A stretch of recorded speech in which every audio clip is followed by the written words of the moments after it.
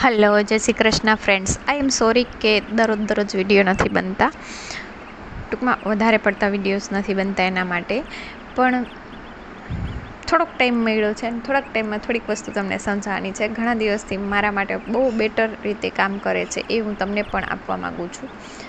એક અફર્મેશન, એક વાક્ય જે તમારે ગમે તે પરિસ્થિતિ હોય, ગમે તે હોય, એમાં તમારે બોલ્યા રાખવાનું છે. ટૂંકમાં તમારા મનને યાદ કરાવવાનું છે.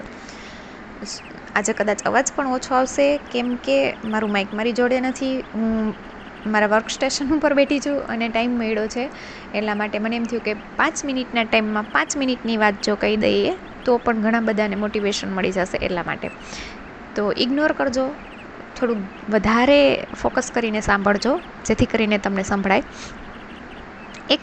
એક અફર્મેશન છે, મેં ક્યાંય વાંચ્યું નથી પણ મારા માઇન્ડમાં આવે છે અને હું વારંવાર બોલું છું ને વારંવાર એ ફીલ થાય છે મારાથી, અને બસ એકદમ રિલેક્સ થઈ જવાય છે.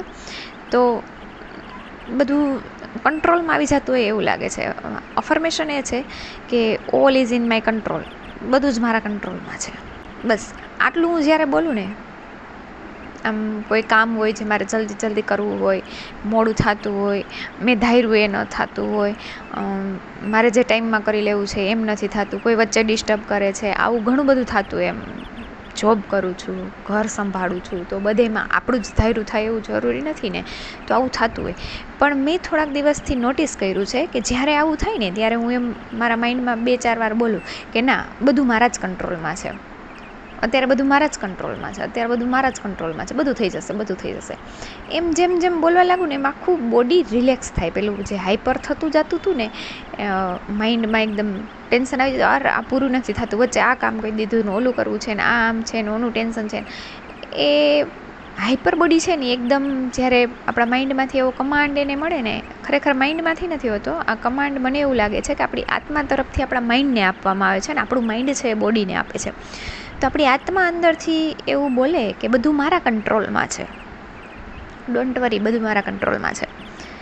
આટલું જ્યારે બોલવામાં આવે છે કે બધું મારા કંટ્રોલમાં છે, એટલે તમારું બોડી, તમારું માઇન્ડ આપોઆપ રિલેક્સ થવા લાગે છે. તમારું માઇન્ડ આગળના ટેન્શન વિચારવાનું બંધ કરી દે છે કે કામનું મોડું થાય છે, ક્યારે આ પૂરું થશે, મારે આ કરવું હતું ને હવે આ કરવું પડે છે, પેલું માણસ કેવું છે, એને મને આમ કીધું, આણે મને હર્ટ કર્યું, એ બધું તમારા મગજમાંથી નીકળવા માંડે. તમારે બસ ટ્રાય કરવાની છે, ટેસ્ટ કરવા વસ્તુને. મેં ટેસ્ટ કરી, રિયલી મને આવું ક્યાંય અફર્મેશન મળ્યું નથી, પણ ઓચિંતાનું મારી અંદરથી આવતું હતું અને હું કરું છું હમણાં, દરરોજ કરું છું. અને એનો ફાયદો એટલો થાય છે મને કે જે હું આખા દિવસના કામ કરીને 12 વાગે રાતે ફ્રી થતી હતી, 11 વાગે, 12 વાગે, એની જગ્યાએ એનાથી પણ એક્સ્ટ્રા કામ કરું છું અને છતાંય હું 10 વાગે ફ્રી થઈ જાઉં છું.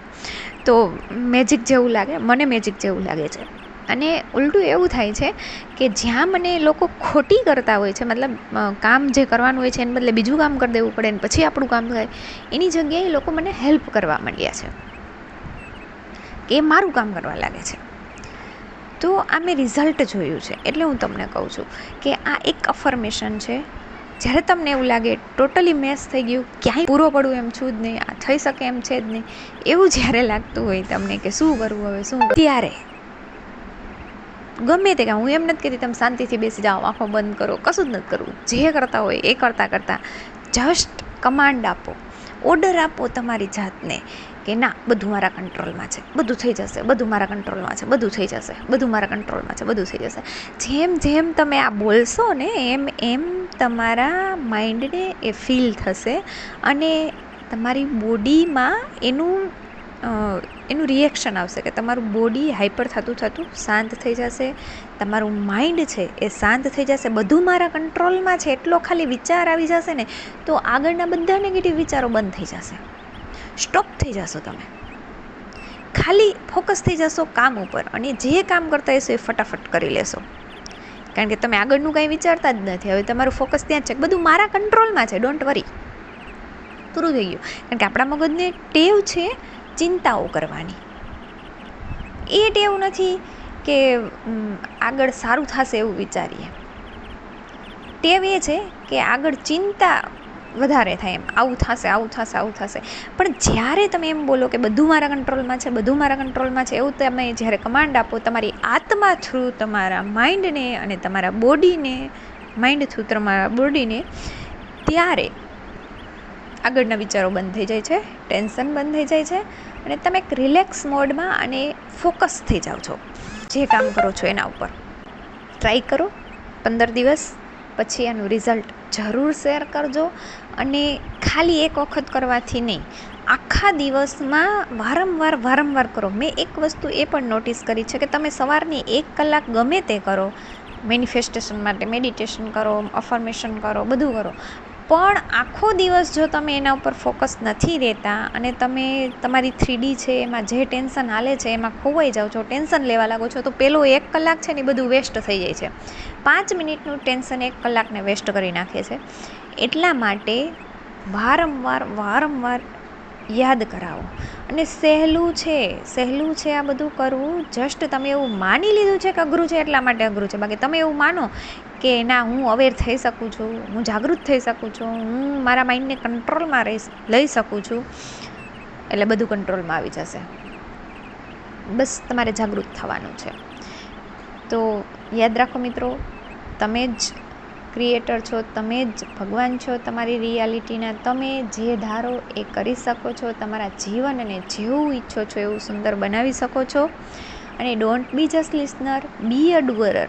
ખાલી સાંભળનારા ન બનો, કરનારા બનો. ખાલી જ્ઞાન લેવાથી કોઈ તમને ફાયદો નથી.